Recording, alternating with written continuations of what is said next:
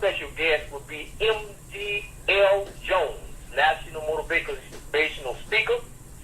And Mr. Myran Jones is a native of Houston. He is a former football player in college from the University of Houston. He speaks to audiences of various age groups, and he has spoken all at the middle school, high schools, university levels, topics such as success, leadership, attitudes, goal settings, and associations. He also speaks to business owners on these topics as well. Mr. Jones has also been asked to speak at various churches on how success principles line up with the Bible.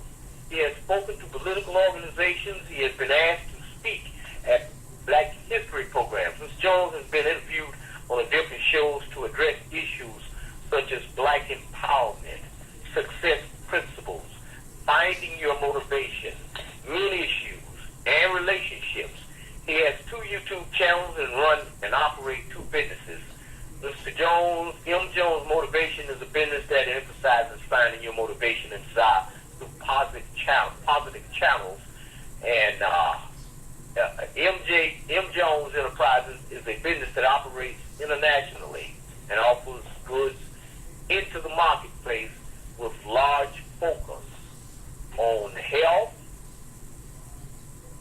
and not only health, but he also deals with other things as well. He has and he offers the goods into the marketplace of large focus on health, wellness, and beauty. He deals with that as well. Mr. Jones met his wife 22 years ago, and of those, they have been married for 15. Okay, we're going to be dealing with a lot of success principles here today, and for those of you who have seen my ad, this information is in there, and access to Mr. Jones' website is there as well, and you can go over there and take a look around. I'm pretty sure that if you need him to do a speaking engagement at your place, he'd be more than willing to do that. Now, one thing I want to emphasize, and I think this is a very, very important broadcast tonight, because we need to really bet down on opening our own businesses. And for those of you who would like to have a short, sweet business with tremendous amount of potential to earn an income, we have that sitting right over there at newdataelimination.com. Once you go there, just click on the little link up top that says Own Your Own Business. Look over everything. If you got any questions, you can call me, Tarhaka, at 904-303-9061 before 7 p.m. Eastern Standard Time. And what that is an opportunity, and I must say it does come in handy. I have the little MCA, Motor Club of America membership, and I'm able to sponsor other people into this networking operation. They are able to do the same thing and make money in the process. The membership card covers a wide range of opportunity for you. You get discounts on medication, discount on attorney's fees, and all of this stuff. Plus your vehicle, if you need your vehicle towed off you, battery breaks down, your tire gets flat, you call these people, and they come out and take care of you. I mean, they'll tow you in up to 100 miles out, and I mean, that's unheard of. But nevertheless, it is an opportunity, and I think it's one of the most wonderful things for you to have in your possession, to have that ability to, with just the use of your card in a time of trouble. If someone needs some medication, if you have an emergency room visit, if you have to be admitted in the hospital, and it covers all of this stuff. So I would like to encourage you to go over to www.newdebtelimination.com and just click on the Own Your Own Business tab. There's a video over there for you. The link is there. If you need some help getting set up, all you got to do is contact me. My phone number is there. You can join my group, and we have a pretty large growing group. We got people all over the United States that are signing up, and they're doing quite well. And there's information on YouTube involving the MCA opportunity as well. So if you need any more information, you can access that. Now, when it comes to business, there's nothing like the feeling of knowing that you are the boss. And you're calling the shots. You're responsible for your own income, creating your own income. And that's what it's all about, opposed to getting up in the morning, shower, shave, making a beeline to work. You're going somewhere you don't want to go. You got to perform a job, whether you want to do it or not. Somebody else dictates when you take a break. Somebody else dictates to you when you can go to lunch, and somebody else dictates to you when you can get off of work. And then at the end of the week, they're going to give you some paper, and it's not enough to cover your expenses. So you got to keep doing this thing, and you go round and round in this, what I call a rut, for 30, 40 years. And then when you retire, you're looking for a big lump sum of money, then you discover that you're getting 1/3 of what you couldn't live on in the first place. And then if you're up in age, you find it difficult to go out and get you another job. So you can't make ends meet. It is not designed to benefit you. It is designed to benefit the people that hired you. So, in my opinion, the only reason any man should go to work for another man is to acquire seed capital for his own business. I don't see no other reason for a man to go to work for another man unless he acquires seed capital to operate in his own business. That doesn't make any sense for me for you to do that and go to work on somebody else's job, making somebody else rich, and then use your whole life trying to get ahead, and the only thing that you've done is gotten behind. And then you got to take your children, you got to take them to daycare. Somebody else is raising your children when they could be right there at home with you, learning how to take over the business that you're creating for them. And a few of us are waking up to this extremely important need to start working for other people and start working for ourselves. You don't have to have a restaurant. You can have many other businesses that you can start. You may want to start a mail order business. You may want to start a wholesale retail business. You might want to open you up a little small motel. Or you may want to open a restaurant. I mean, but the key is to do something for yourself, acquire something for yourself that you own, that you control, and that you are in the power of. Okay, we need to get this in our head. We need to really concentrate on doing that, and stop using this company making these people rich, and they throwing us peanuts. I mean, I have seen people work on jobs until they got in their old age, medical problems and all this, and when they retire, they give them a gold watch. I mean, you know, we're all your life making somebody else rich, and they have not shared the wealth with you. They haven't shared the wealth with you. I mean, they're paying you, $400-$500 a week, but they're making 10, 11, 12, 13, 14, 15, $20,000 a day. And they can do none of it without you. But they're not going to come to you and say, well, look, we're going to give you $5,000 this month just because you helped us get rich. They won't do that. You know, they won't do that, because if they do that, then you take them $5,000 to open up your own business, so they ain't finna let you get like that. What you're going to have to do is you're going to have to do what's called diversify.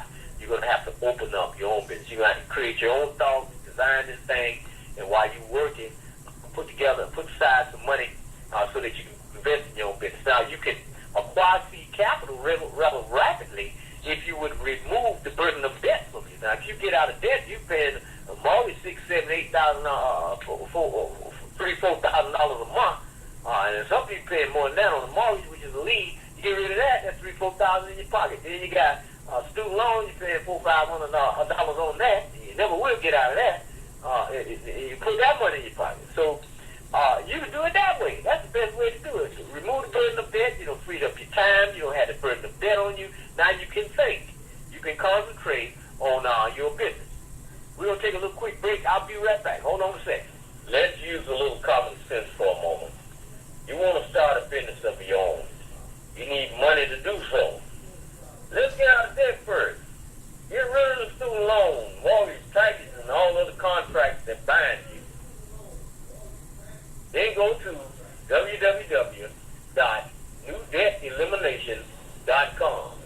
give me a call to offer 904-303-9061.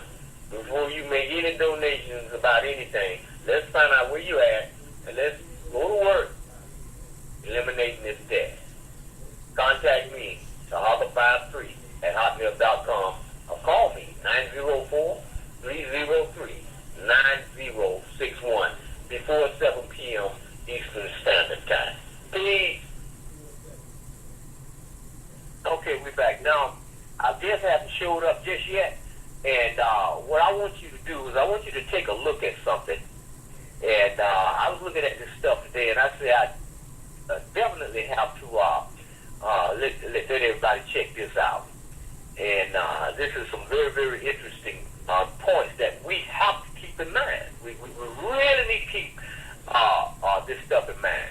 When it comes to the political side and all this stuff, we need to think about this for a moment. I mean, just think, because this guy makes a whole lot of sense in what he's about to say. Hold on a second. How do you like your representatives, your president, senators, congressperson, or your governor, city council, county supervisors? Do they understand you well enough to represent you? Or is the very concept of representation absurd? Suppose you were elected to your city council. How would you go about representing all the residents of your city? How would you represent the people you didn't like or didn't agree with? Would you walk around and shake everybody's hand with a few seconds of superficial chatter? Would you stage town hall meetings where you do most of the talking? And then would you use your power and authority to advance your own career goals and personal interests? Those are the things most representatives are doing in our current system. Do they gather consensus and follow public mandate? No, they usually try to sell us on their programs. Do they refuse financial support and influence from special interests? No, they don't. We know that. Do they build bipartisan compromises and coalitions? Not good ones. Do they disregard their own personal interests as they perform their public duties? There's no evidence of that. But most importantly, do they protect the rights of every individual against the unfair demands of the majority? They haven't done that for a long time. As you examine what honest and fair representation really means, you quickly see that it is non-existent, actually impossible on any large scale. It's ridiculous to try. Leaders must laugh at us for actually expecting them to represent each one of us one by one. A family unit is about the largest group where people can truly be heard, understood, and represented. So our representatives are not really representing. Well, what are they doing? Quite simply, they are taking and using our power and money and doing whatever they please with it. But the answer to many of our problems is very clear. To be effectively represented, we must represent ourselves.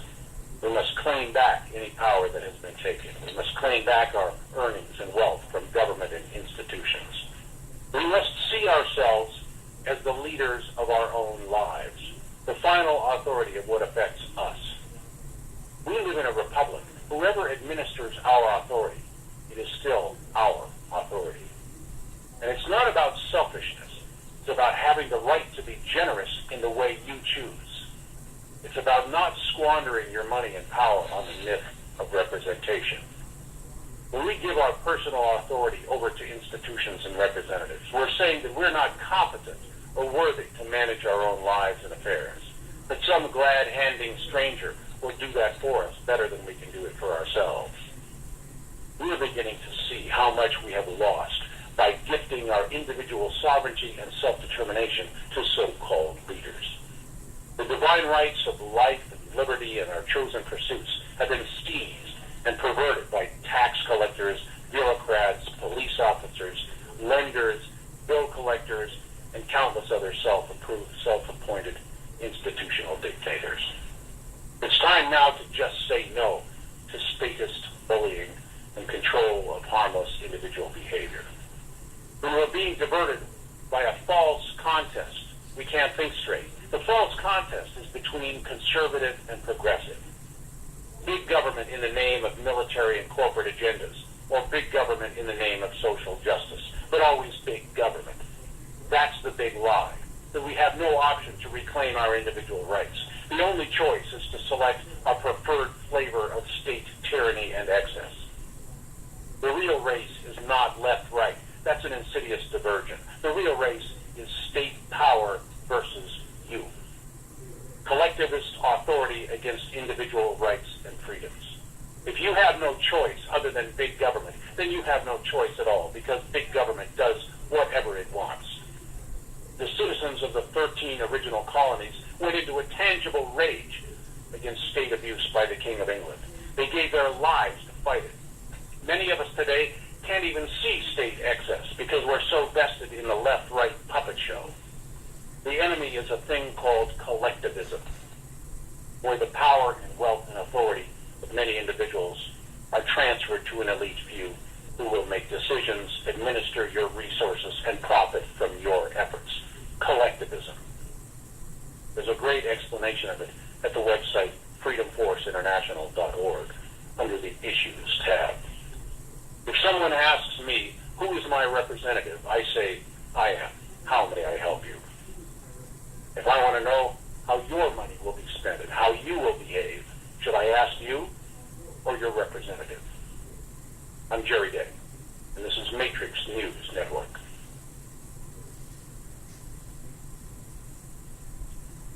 Area code 402. Come on in. This is Myran Jones, Tarhaka. Are you with us, 402? 402. Are you with us? Area code 402. Can you hear me, brother? Yes, sir. I hear you now. Oh, thank you. Oh, It's wrong. That was very interesting. oh yeah, most definitely. That's just the Jerry Day. I like to listen to him. He gets shoot straight from the hip. You're right. That's on the Matrix News Network. Yeah, yeah. Well, I was just thinking, Yeah. once we, blessed enough to learn that administrative process and to rid ourselves of all this other evil that's being heaped up on us by these different alphabet agencies, then you can take those residual assets and reinvest them back into yourself and your family. Exactly. And then through The administrative process. that's how yes, sir. And then through that, that's how we get administrative. Oh yeah. Well, we stop removing the burdens of debt, and the administrative process. That's the only thing that I use. And anytime I'm dealing with any public officials or any debt collectors, that's how I go at them first. I get that, I build that paper trail, and I go in against them as a creditor. And I never go at them as a debtor. I'm always a creditor. And I'm going to have proceeding documentation proving my position and giving them every opportunity to prove that I'm a liar. And that's what that administrative process, that's the power you have when you learn how to do that. And for those of you who are out there listening to this, in order to do that, if you want to learn how to do that, all you got to do is contact me.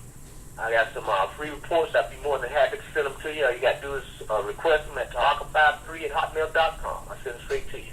What's going on up there in Oklahoma, brother? Nebraska. In Omaha, Nebraska.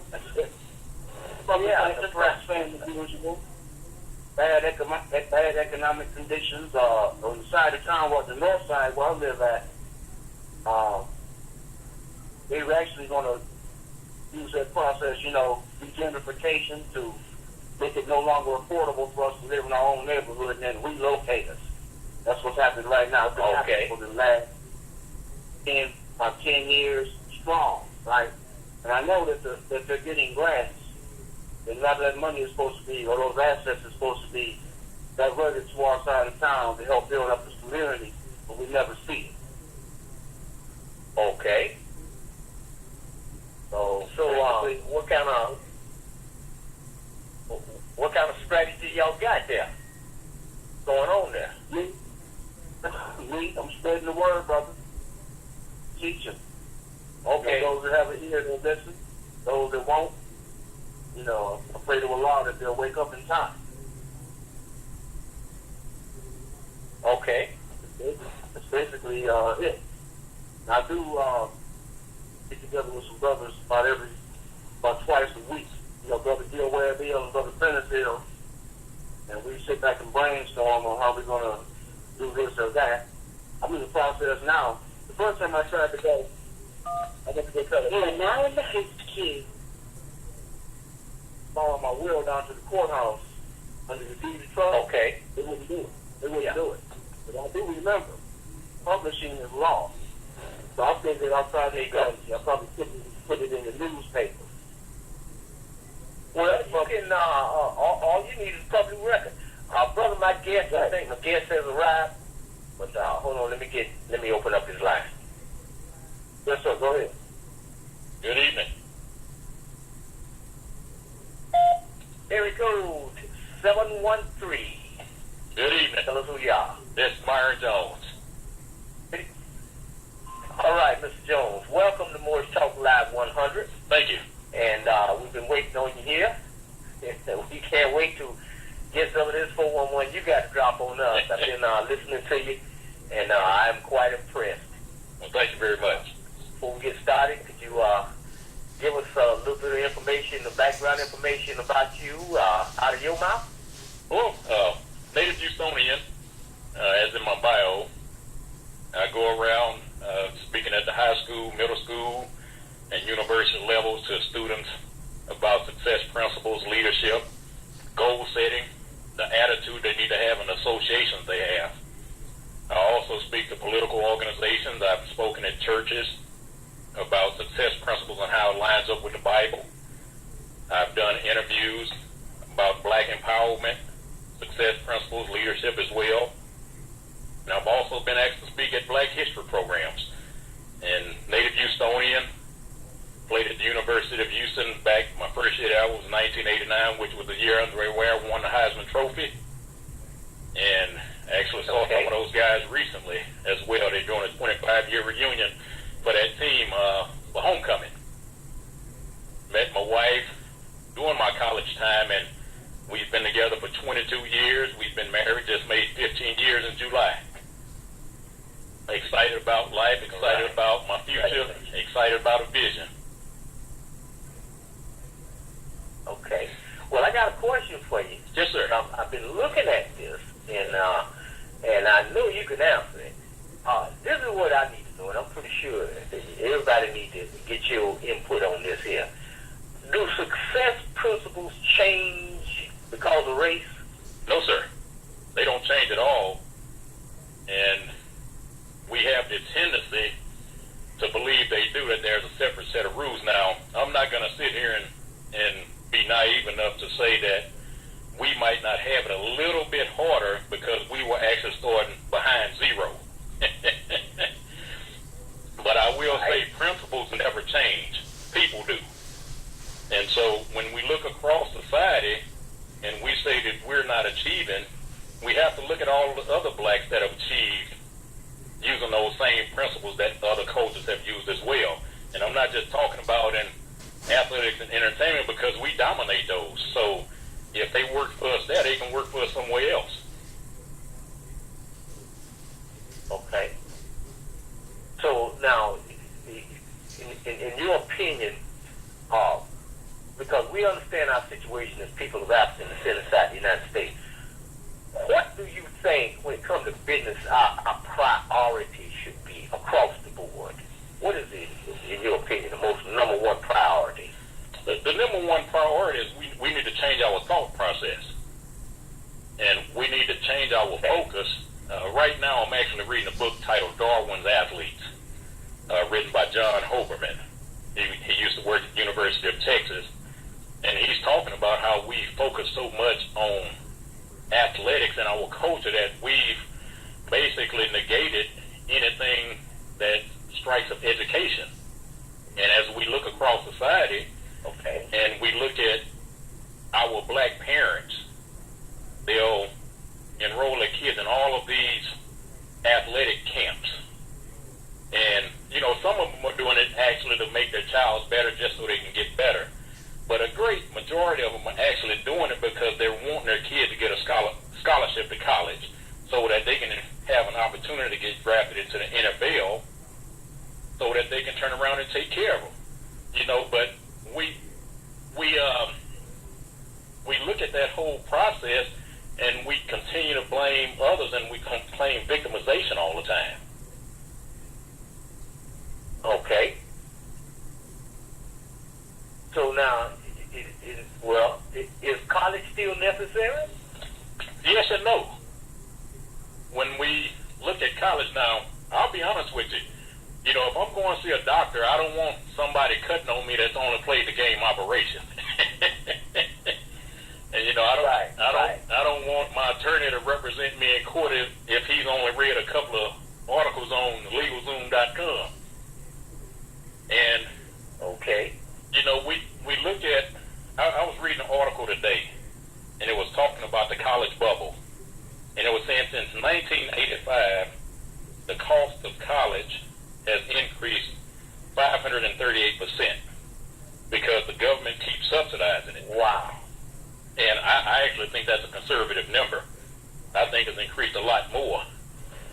But from 2000 to 2012, I believe they said the cost of college debt increased from $20,000 to $29,000 per person.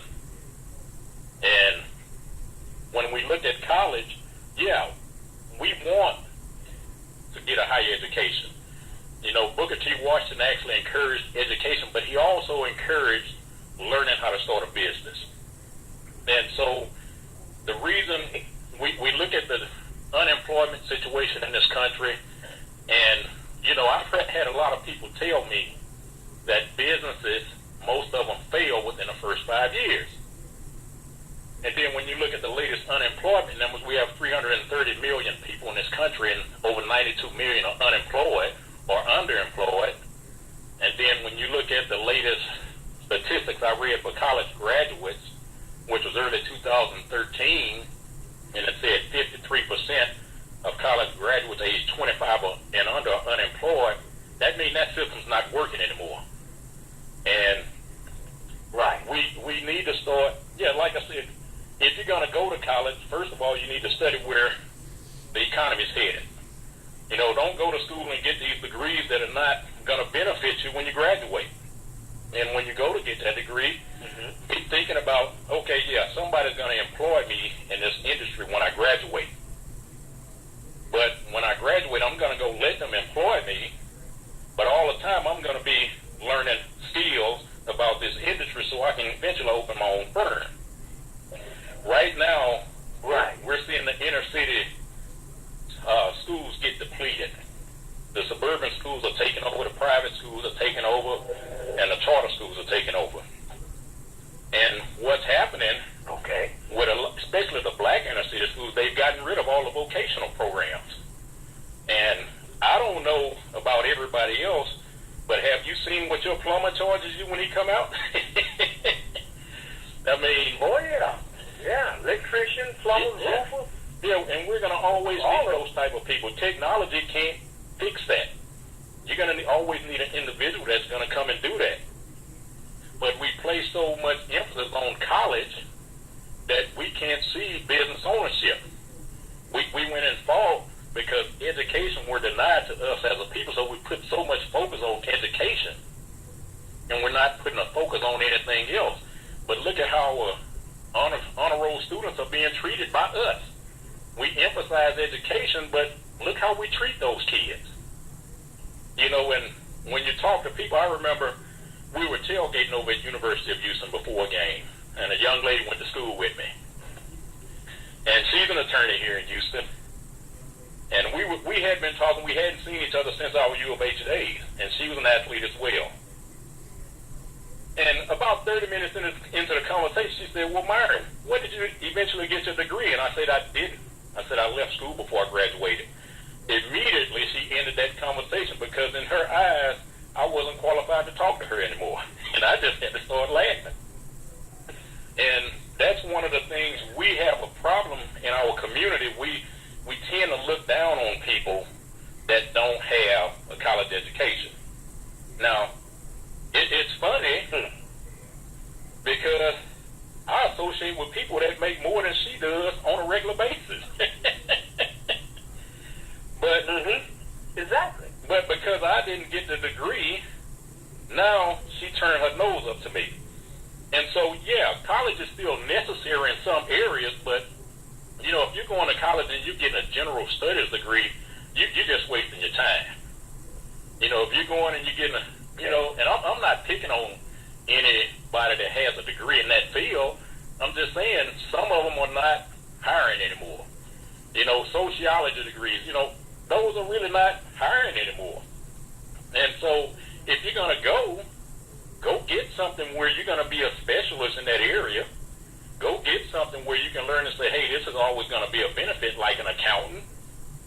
And, of course you want school teachers, to be degreed. But even they're being indoctrinated and trained nowadays where they don't even want the school teachers to think anymore. Yeah. But what do you think about vocational training compared to the complex? What do you think about that? Well, one of the issues we have down here in Houston is there's such a focus on going to college, as a college-focused culture that we're dealing with down here. And as I mentioned, we're going to need the vocational training. I mean, I took wood shop in high school. We had metal shop. We had auto shop. They had cosmetology. They had drafting. They had those things. And what we need to recognize is by getting rid of vocational programs for those kids who aren't going to go to college, we're basically setting them up for failure. They're going to be the guys out on the street jacking and robbing people, trying to take what you went to work for because they have nothing off of the marketplace. And so I think vocational education is a great thing. One of the things I believe, this is just me talking, but I believe for those who don't go to school, they should sit down and talk with their parents and say, well, I don't want to go to school, but I would like to go learn a trade, go to a technical school or something like that. And a lot of parents are so quick to want to kick their kids out of the house upon high school graduation. You got to get out of here. But what would it do for the child in the family if this child said, I want to go learn a trade because I eventually want to start my own business? And the parent allowed that child to live in a house so they wouldn't have the burden of an apartment and car note and all that and trying to make sure they have the next meal. And the parent would say, hey, while you're here, since we agreed to this, we made this agreement that you were going to be saving money for a business, I'm going to be checking to see what you're doing with your money. And if at any point you're wasting money, you're going to have to get out on your own. But as long as you're doing something to move in a proper direction, we'll support you. And we don't understand, as you mentioned in the beginning about, working all these years to retire with nothing. Just look at what you can do for the family by building a business. See, a lot of us get mad at other cultures because they leave their kids a business. I mean, I'm not mad at Sam Walton for leaving his kids billionaires. That's what we're supposed to do. And so they're going to pass that business down to their kids, which is what they're supposed to do. And we're so busy trying to become employed that we can't leave our kids anything. We might leave them a little life insurance or something like that, but we don't have a business to leave them. We can't leave them our job because we don't own it. And, we hear people all the time, what do you do? Well, at my job. No, it's not your job. It's the job because you don't own the company. And so vocational, it is a great way to channel some of that, what I believe, aggressive energy into something more positive. I remember in the movie, Remember the Titans, when Denzel said, you're angry. He said, and we have to learn how to harness that anger for the betterment of the team. And so if we could harness all of that energy that our young men have, all of that testosterone that's running rampant in their bodies, and channel it to something that's going to be productive later on, I think that goes a long way. Yeah, I do too. Well, let me ask you something. Now, I have a twofold question. Okay. And I want to, let's say that I wanted to start my own business. Where can I get financial assistance or small business loans prepare our minds for ownership of that business? Okay, well, the first place, one of the things that we overlook because we want to keep saying that the government discriminates against us. The Small Business Administration puts on seminars and webinars on a weekly basis. You can sign up for the small business at sba.gov. You can go in and register for free. And you can get email notifications every time there's a webinar or seminar going on in your area. And they tell you, even veterans, if you're a veteran, if you're a senior citizen, they tell you how to get financing. But you must have a plan. And then there's another website on there that I've kind of visited a little bit. I've never contacted them personally, but it's cabbage.com with a K. And they talk about assisting those who are trying to seek business as well. And, when we look at, I hear it all the time, the government won't give us loans, but they give all these foreigners loans. Well, we have a lot of reasons outside of the perceived racism that they won't give us loans. Look at how we spend our money that we do have. We'll go, and I'm not putting anybody down, I just want to point some things out. We go and we get a brand new vehicle that's financed. And like I said, I'm not putting anybody down. And then we go put rims on the vehicle that are sometimes financed. We're financing, right. We're getting something new to put on something we don't own. And that's a problem in my opinion. And then you look at what we do. My brother-in-law and sister went to the mall one day last week.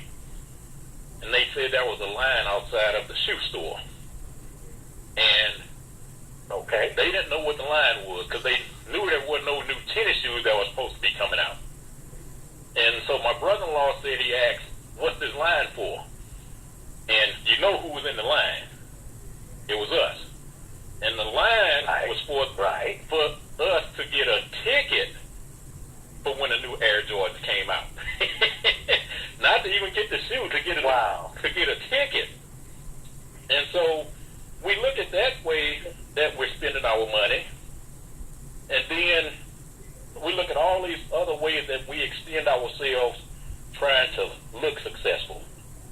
And as to going into what's going to prepare us, we deal with the mentality. My wife works in the school system. My sister and brother-in-law work in the school system. Of course, I speak in the school system. And one of the things I hear all the time is about the young black kids. They come to school, they have the newest cell phone, they have the newest tennis shoes, several pair, they have all the latest name brand clothes, and then they come to class and ask the teacher, do they have pencil and paper? Now, that's a problem to me.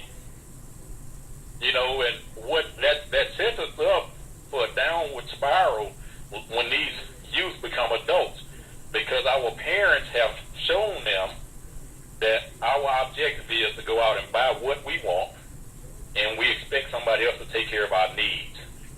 And so we see all of these youth grow up with entitlement mentalities. I mean, they show up to the back-to-school supply drives, and they have tennis shoes on that cost $300, and they showing up to get pencil and paper. I mean, that's an issue. That's a bad issue. In my opinion, and it just sets us up for a whole lot of disappointment later on in life, because society doesn't play fair. And society's going to slap you upside the head. It's going to beat you. It's going to knock you down. And then you're going to get upset at somebody. And unfortunately, the somebody that you're going to get mad at is society, instead of getting mad at your parents for setting you up for that wrong thought process. And so we have to start preparing that mind. We have to start reading books. During the summer, most times when my grandbaby visits and, when school's out, we'll sit here and we'll take anywhere 2 separate 15-minute sessions each day. And what we'll do, everything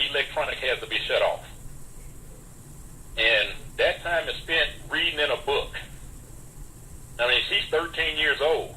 I mean, she's far more advanced than most grown folks. But we have to start reading. You know, we can't sit here and say, well, these books were written for white people. These books were written for everybody. Everybody who wants to take advantage of it. You know, instead of spending our money, and I mean, there's nothing wrong with enjoying the finer things in life. I never want anybody to dispute that. But instead of spending our money trying to go to every party, every professional football game, and every concert, you know, how about you take those dollars and go attend a real estate seminar, or go attend an investment seminar, or get started in your network marketing business. Do things like that, because with network marketing, and black people for some reason look down on those businesses, but that's the best small business loan you can get. Build your business and finance your own regular type business. And I have to agree. And so, you know, we need to stop looking down on it. You don't have to build it. You know, build it because it works. Don't build it. You don't get in business because you like it. You do something because it works. And, you know, I think, in my opinion, that's the best affirmative action program out there. But take those dollars and educate yourself on business. Buy some books on money. Buy some books on attitude. Buy some books on association. You know, start networking with people that think differently than you do. Get out of your current environment and go associate with some people. Share some ideas and let them bounce ideas off of you. And you'll watch how your total mentality changes. But we have to stop that. You know, the system is skewed against us. You know, when was the last time you saw anybody pick up books? I mean, I read. My wife told me I need to slow down on buying books because I'm reading all the time. You know? Okay. And I was talking to a gentleman the other day, and I was telling him, he was talking about football. And I was telling him, I said, you know, the last time I watched a full football game was 2010, when Texas Christian University played in the bowl game when they were undefeated, I believe, against Boise State. And I said before that, the last time I had watched a full athletic anything was the 1995 NBA Finals with the Houston Rockets. And he told me, say, Myron, you read too much.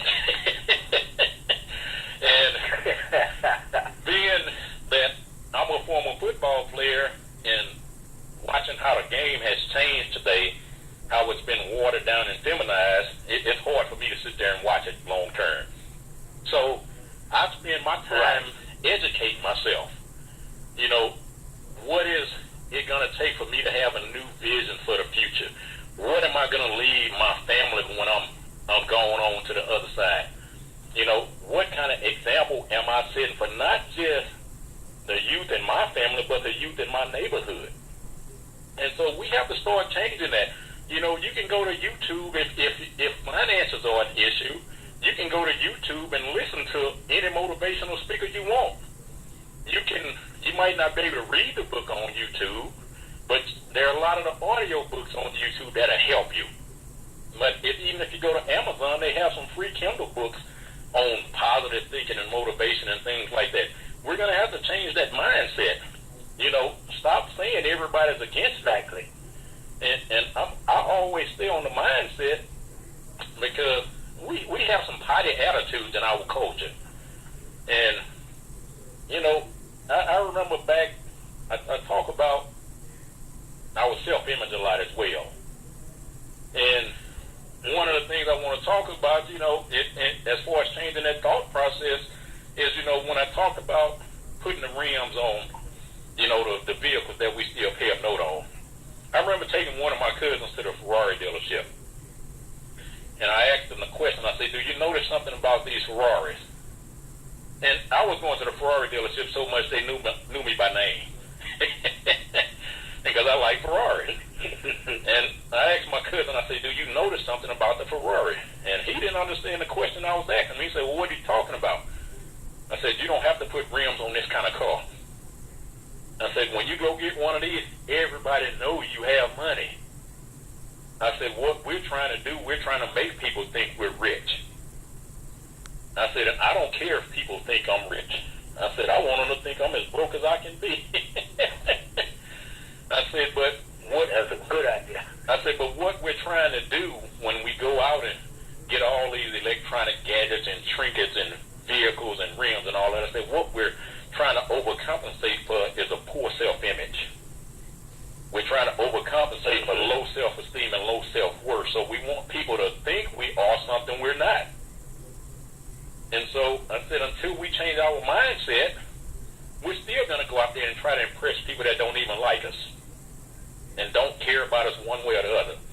So we're going to have to get into a self-education program. And, nobody can make you do that, because if somebody makes you do it, they're going to have to stay on top of you all the time to do it. Exactly. Well, Mr. Jones, I'm going to have to change phones. Okay. And so if you want to go ahead and let us know how you feel about this thing about black folks and businesses and how the civil rights bill, how did that impact us, and what really happened on Wall Street. If you go ahead and do that in the process while you're doing that, I'm going to go ahead and switch phones. Okay. Well, as I mentioned, Go ahead. I have to let everybody know these are my thoughts, not Tarhaka. But, we have to try to get to a point where we preface a mindset and see where our mindset is as to what's hurting us from building wealth. And I'm not picking on anybody. I have to keep reiterating that. But, when we look at one of the things that depletes us in our pursuit of wealth in our communities is the amount of illegitimate children we keep having. Now I'm not saying children are a bad thing, but when we look at a lot of these pro athletes having children all over the country, it's going to eventually lead to disaster in each of our families. I just read the other day that Willis McGahee and his girlfriend just had their second child together. Now, not only are they not married, but that's his 11th child with the 8th different woman. Earlier this year, most of us heard Terrell Owens crying because he couldn't afford to pay his child support. At one point, Terrell Owens was paying $45,000 a month in child support. And I'm not just going to say it extends to the pro athletes. There's a guy named Desmond Hatchett, and he's just one of few over in Tennessee who has fathered 21 kids by 11 different women. And he was in court pleading with the judge because he only makes minimum wage and couldn't afford to pay his child support.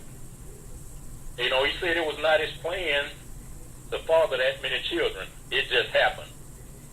So one of the issues we deal with in our community is we have one of irresponsibility. How can we build wealth when a large chunk of our income is tied up in child support? How can we build strong family units when a father has his seed all over the place with no intention of marrying? People have studied this, and it says when a child is actually reared in a single-parent home, the poverty rate is around 29% in the black community. And for over 2 decades, it has shown also when a household has a mother and father in it, the poverty rate is below 9%. So we can't build wealth if a great majority of our income is tied up in child support. We talk about Black Wall Street, and Black Wall Street was in Tulsa, Oklahoma. Some of you've heard, maybe all of you have heard, I don't know.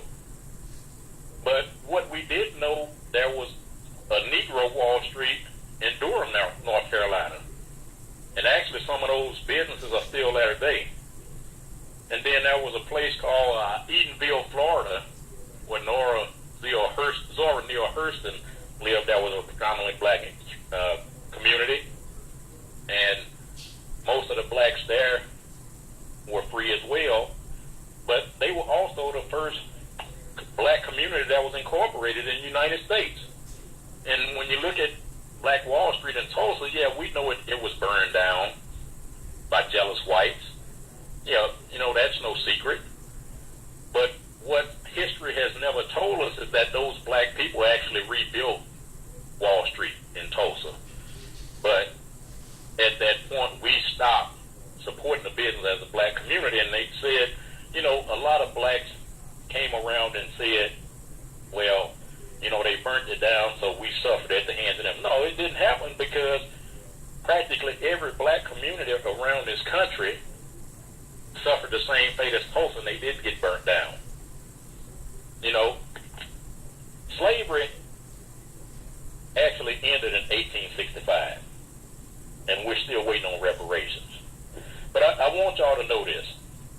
For years since the 1960s, the U.S. government has actually given millions of dollars to these so-called black organizations to do work within the black community. And we've never seen it. None of us were slaves. None of us knew any slaves. And practically most of our parents didn't know any slaves. But slavery is the crutch for us. Yes, we still have issues, as I mentioned earlier. But the slavery crutch is one we're going to have to eventually give up. When we look at our communities, look at the type of businesses that are there, and there are some black communities in this country that do well financially. There are some black communities that have low crime rates. So nothing's ever 100%. Here in Houston, we had a revitalization of Third Ward, and a lot of nice homes and people with nice cars and work and jobs and all businesses and all this stuff. But as a whole, when you think about where you visit around the world, well, not around the world, around the country, look at the businesses in our community. We have a nail shop. We have a hair weave buying place. We have a fish fry place. We have pawn shops. And we have somebody that's selling us fried chicken. Yeah, we have, AutoZone and O'Reilly for us to work on our cars. Maybe a small grocery store chain. We have a small engine repair shop. We have a small tire repair place. Shade Tree Mechanics on almost every corner. And a large chain bank or two. And a post office where the attitudes of the employees leave a lot to be desired. And there are no major grocery stores in our communities. We don't have a discount tire. We don't have a restaurant where we can take our families and sit down and enjoy the dinner in peace. Somebody's always coming up to us asking us for spare change if we go to a restaurant in our communities. We don't have any nice yogurt or ice cream shops. No accounting firms. No decent doctor office. I passed by a doctor's office the other day, and the grass looked like it hadn't been cut in about 2 years. You get the picture of what I'm talking about. The reason, in my opinion, one of the first reasons I believe we don't have strong business in our community, first of all, is our thought process. But second is we don't have a strong tax base. Another reason, we have shown that we have no respect for other people's property. We steal, we rob, we vandalize. And like I said, I get the kickback all the time about, other communities have it too. Well, unfortunately, I'm not here tonight to talk about the other communities. I'm talking about ours. We trash the parking lots. We trash our neighborhoods. But what we need to recognize is we've been put in a box in this country. And we keep living up to the attitudes and behaviors of the box they put us in. This has nothing to do with economic empowerment, but I want to point something out to you. If the area you're living in around your house has trash on the ground, pick it up. Encourage others to clean up. And if you see someone trashing your area, take down their license plate and report them. Start snitching when someone tears your stuff down. We have to do that. Our acceptance of things we know are not right keeps us in that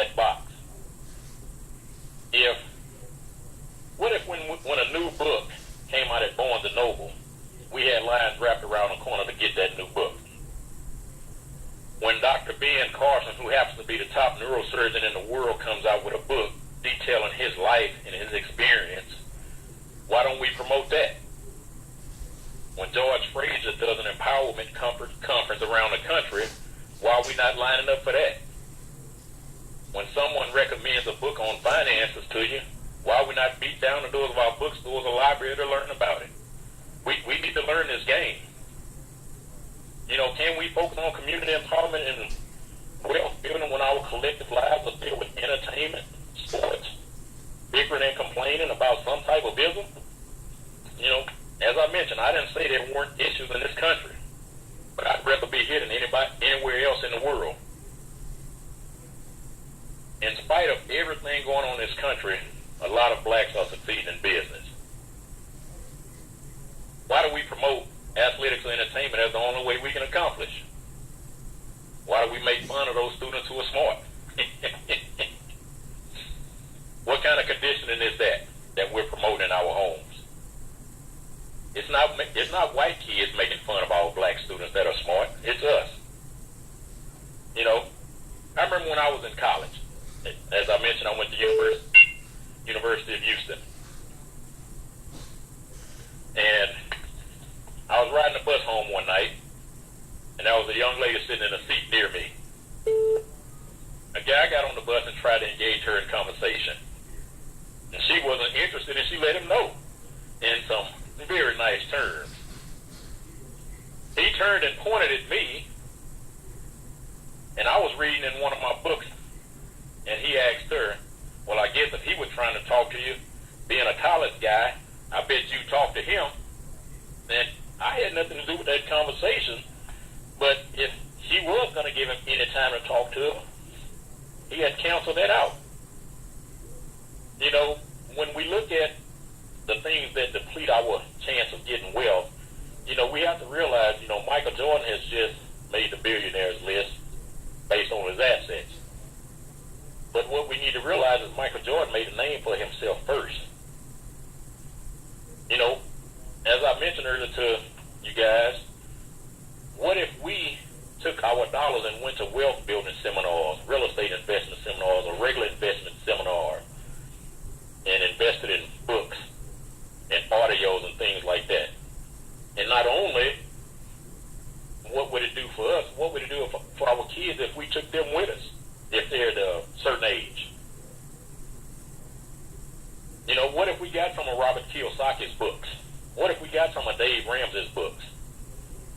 You know, our system of schooling in this country, and notice I said schooling and not education, was actually patterned after the Prussian system of Germany. And this system was actually designed to develop the type of people who were good at taking orders. Our public school system was started by John Rockefeller to assist the former slaves.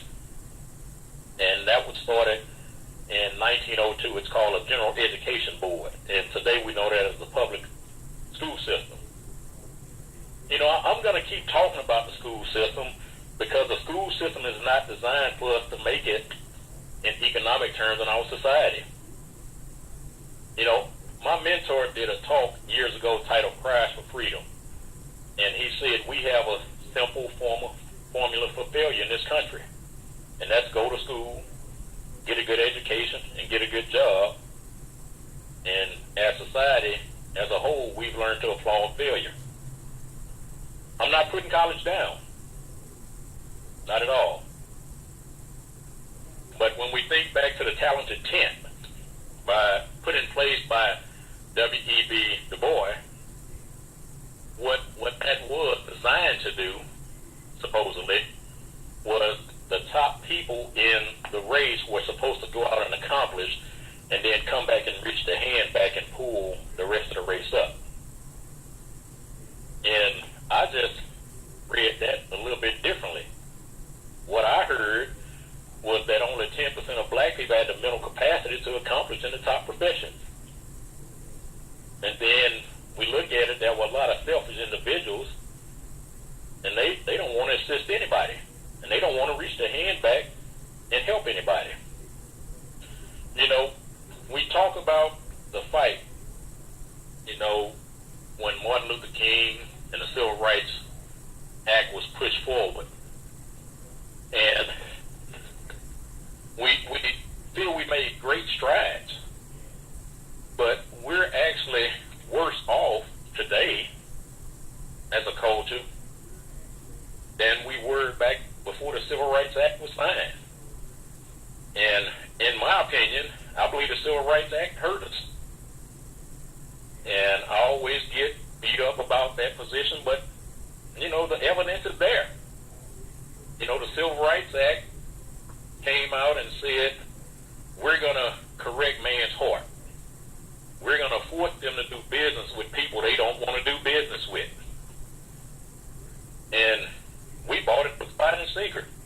And even with the burning down of Black Wall Street and the 44 years that passed in between Black Wall Street and the signing of the Civil Rights Act, our black businesses and families were still thriving.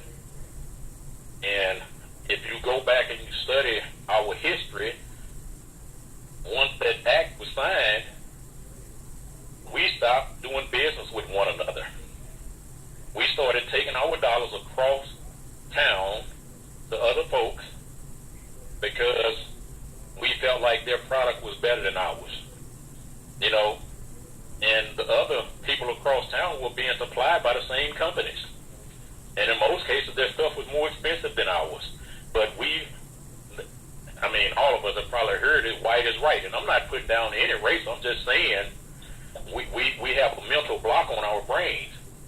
So we felt white is right. My mentor and I were talking not long ago. And there's a place that south of Houston, a black-owned convenience store. And the black people weren't largely supporting this guy. But a foreigner came in and put up a convenience store right across the street from him. Stuff is more expensive, and guess who we support down there? We don't support the black guy. And so the Civil Rights Act came out and said, hey, no, we're going to go ahead and make y'all feel like you're equal. But it's a piece of paper. And a piece of paper can't make us equal. We just say, hey, the president signed something. And that's all he did was sign something. And we thought we were really doing it, and then affirmative action came along. And affirmative action, in essence, said blacks needed a helping hand. And if the people were fighting for us, why did they only fight for 10%? And what we need to realize now is everybody in this country is a minority. See, it went from blacks to minority. And everybody in this country is a minority except the white male. And so guess what he did? You know, not all of them, but a great deal of them put their businesses in their wife's name to get back the 10% of government contracts that they lost. I mean, there was a company down here in Houston did that a few years ago. You know, and then this is another area that we don't appreciate. Our political base shifted from one of pro-business to one of employee-mindedness. Now, we're going to never empower ourselves by running to our politicians who are lobbied handsomely to go to bat for us. The best thing we can do is get some economics and then vote them out. When you have economics, they tend to hear you a little bit better. You know, when you don't have economics, they just listen, but they don't hear. You know, I don't know how many of you remember a few years ago at a town hall meeting, one of the local Congress people took out her phone and took a phone call when one of her constituents were talking to her. You know, they feel disdain for the black people they're supposed to be serving. They don't hear it. When we get economics, we'll be able to dictate policy in our own communities and stop letting other people do it. You know, my congressman, you know, I've never seen him in an inner city school doing anything. I haven't even seen him in my neighborhood. And you don't have to just come to my neighborhood. I haven't seen him in any inner city neighborhood. I call his office and contact his office so much, when I call, they say, hey, Mr. Jones. But he does photo ops with these private schools that are in his district. And so we look at him and say, well, you know, our congressman is doing a great job. The only problem is he's not doing it in your community. You know, he's doing it over there where the people have economics. So guess whose interest he's going to work in? You know, when we get economics, we'll be able to tell the politicians what we'll accept and what we won't. We have to have a group of people who actually understand which politics help and which ones hurt us. We need to be able to convey that entire message to the community. You know, if we don't have a focus on business, we can't help others in our community understand the devastating effect it has on a community by not having viable businesses. You know, if people are going to bring business into our community, you know, we have to bring things to their attention of the business owner that we're not going to accept. You know, one of the things we do in our communities that I think is a bad stain on the community is we think because the people are the same color as us, we can just use foul language freely. You know, and I just don't like to do business with people like that.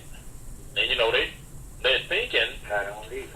you know, when you address them, you know, I'd appreciate if you don't use that type of language, you know, when I'm in here spending money with you. And what they're thinking off the top of their head is, well, he's just one person, I ain't worried about him. But how much and how many times do we tell somebody else when we have a negative experience somewhere? And it has a snowballing effect at that point. You know, that's just me. If it continues to happen when I shop in their establishments, I'm going to take my business elsewhere. You know, we're at a point in our communities. Right. I'm sorry? Go ahead. Oh, okay. I was just going to say, we're at a point in our communities where the foreigners don't even hire blacks. They come in a community and put the business there, but they won't hire unless it's a young female for obvious reasons. You know, we know what's going on, but we won't address it because we don't have a job to replace where that young lady is working. That young lady's in that establishment being abused and assaulted, but we're not going to say anything because we say, well, she doesn't say anything. It ain't my business either. But the main reason we don't say anything is because we can't go in and say, hey, you know, you need to get out of here. Let me come over here and apply at my place. You know, it used to be a time that it didn't matter if the woman was kin to you or not, or if you knew or not. We used to protect our female. We don't do that anymore. That's right. You know, now what you will say in a lot of these foreign-owned establishments, they will hire lots of people of Hispanic or Latino descent. But they treat our black women like objects. They don't treat those Hispanic women like that. You know, the business owner and Hispanics actually take the money as we give them, and they leave our community at the end of the day and take that money home with them. None of them spend their money in our community. So they deplete us of financial resources that could turn over into some more hands in our communities. Our communities continue to have economic enemas because no money is circulating. You know, it's just falling out. It's flowing out all the time. It's not coming in. It's flowing out. You know, it goes right out of our hands. Well, Mr. Jones, let me ask you this. How will immigration and amnesty impact the black worker? Well, we're going to be the ones that are going to be knocking on the government's door asking for more government assistance. Because we already talk about we're on the low end of the economic totem pole. We're already being displaced by the amount of Hispanics that are coming into our community. And so they're willing to do the jobs that we won't do anymore. And, you know, when we look at, just take this for example. One of the things that black men have done for quite a number of years is they started lawn cutting services, grass cutting services, or whatever you want to call it. We cut grass. Right. Well, what we're still still doing as black people is cutting grass. What these Hispanics and whites are doing now, they're doing landscape design.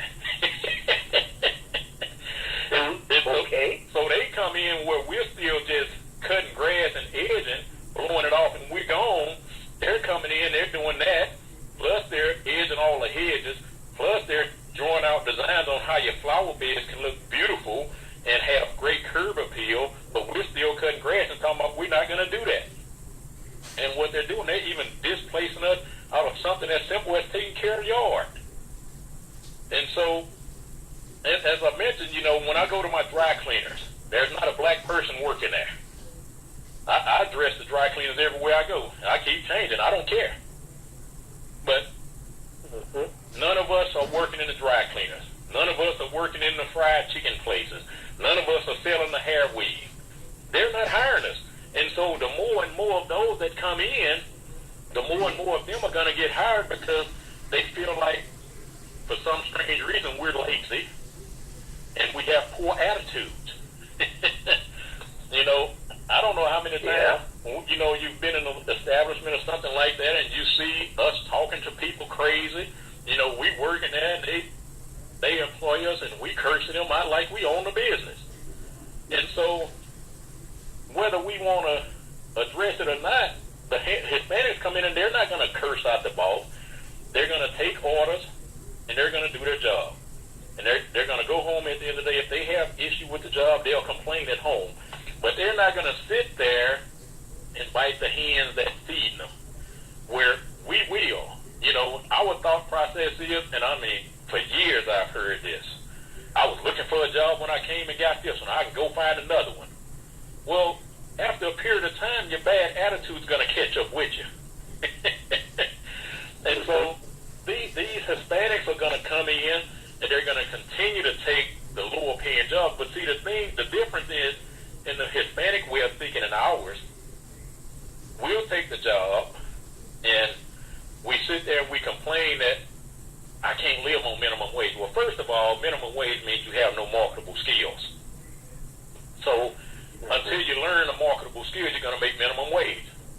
But after 2 to 3 years, there's no way you should still be making minimum wage again.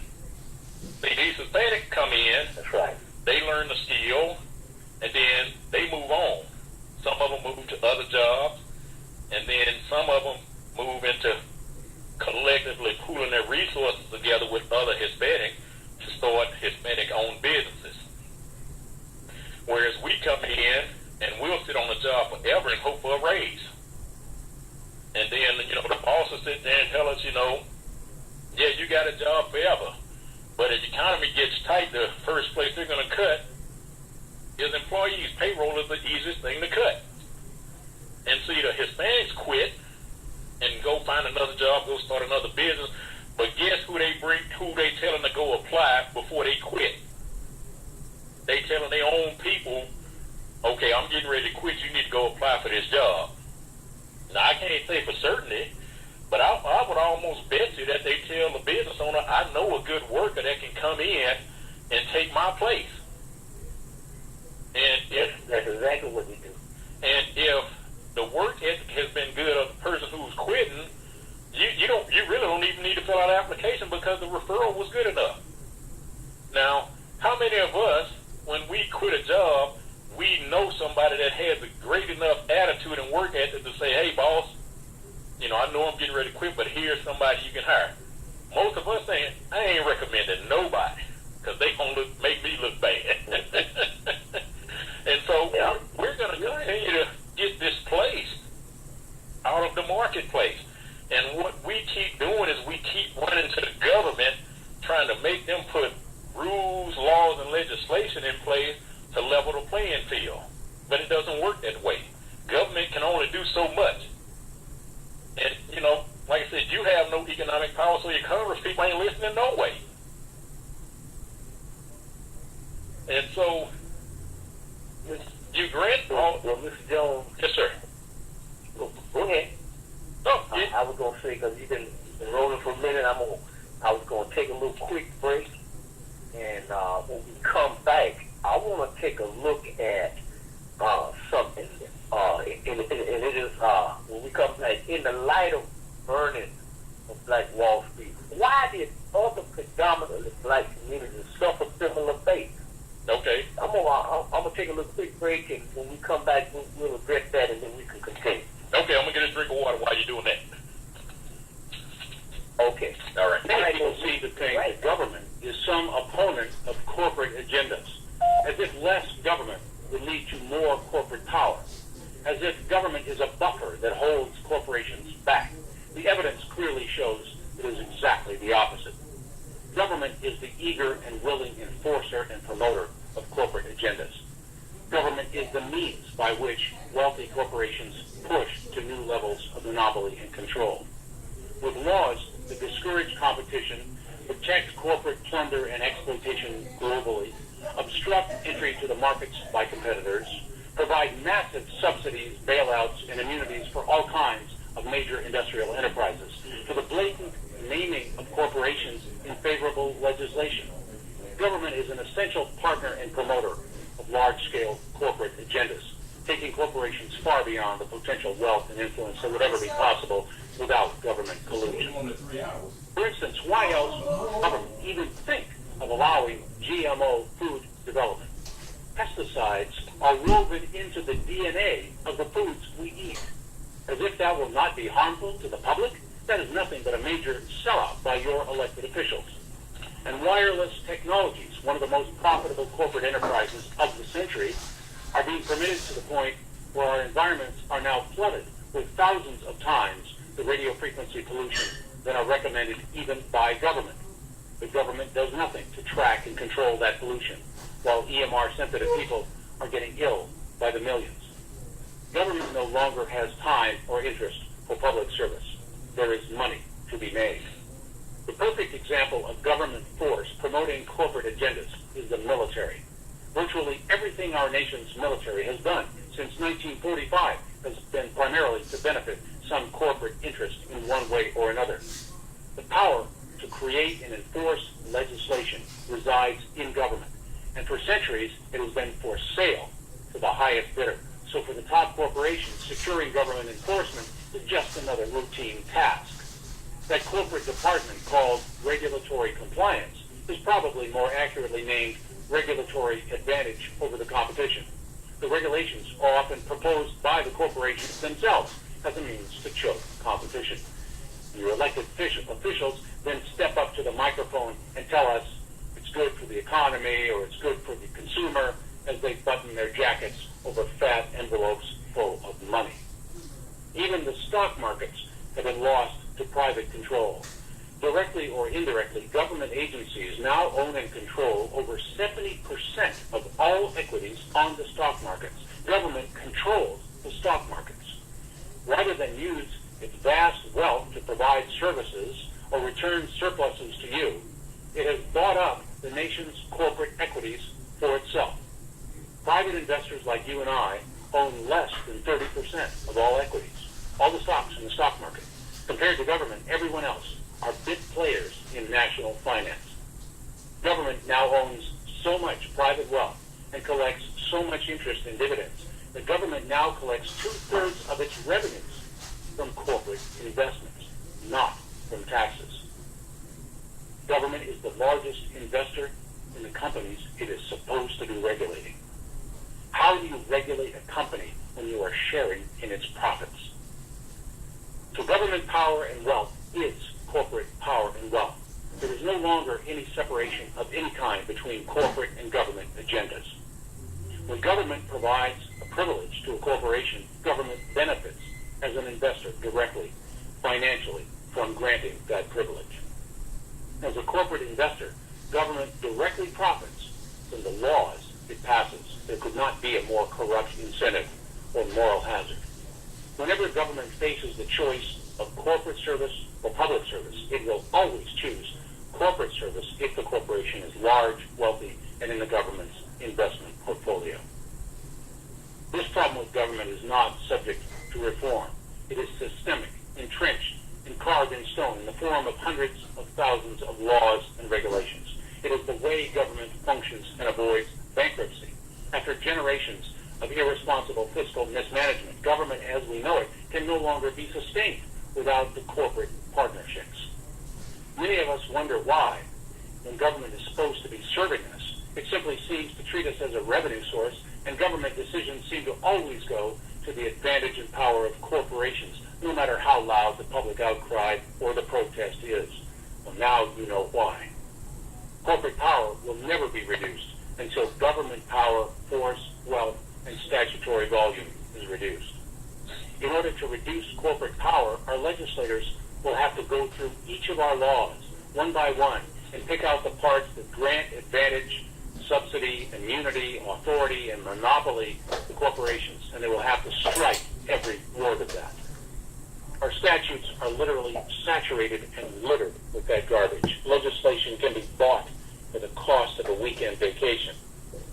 And then government will have to divest itself of its special and secret investment accounts that tie its agendas with corporations. But even that's not enough. We will have to examine every contract between the private and public sectors. We'll have to find and examine every relationship between policymakers and every lobbyist, influence peddler, and non-government organization. We are far behind. In fact, we have now completely lost the war of keeping corporate influence out of government. That is why some people say we just have to have less government. It's the only apparent remaining solution. Our legislators are not going to stop playing their corrupt games and take a meat axe to corporate-sponsored legislation. It is clear that reform by democratic process is no longer possible, if it ever was. So the idea that government is good and corporations are bad is nothing more than a dangerous delusion. They are now both embedded elements of a fully integrated racket that feeds as a parasite from the earnings, wealth, assets, and opportunities of every American. When people are demonizing corporations, they often demonize the word capitalism. Don't make the mistake of using the word capitalism to describe anything going on today. Capitalism is entrepreneurship that is unassisted and unhindered by government. You can no longer develop any enterprise without being required to engage all kinds of relationships with government as regulator, licensor, permitter, taxing agent, and beggar for political contributions. And government no longer acts without considering the revenue potential of its actions. That thing called profit in corporations is called revenue in government. Don't be fooled. They are the same thing. And government is a for-profit operation. If you are trying to start or run a business and you're not ready to partner with government, to pay permits, fees, and taxes, to open your records to government, to comply with whatever they call a regulation, you are literally prohibited from participating in commerce. That means that capitalism and free enterprise do not exist. The free market is not there. The market only receives what the filters of government allow through, and the filters are now dense and many. We cannot claim that capitalism is a problem when it does not even exist according to its definition. True capitalists operate on their reputations. When government protects and enforces your crimes, you don't need to worry about your reputation. If any enterprise succeeds today, it means they have willingly formed that partnership with government. They have paid their extortion monies. They have bowed down to the great bureaucrats.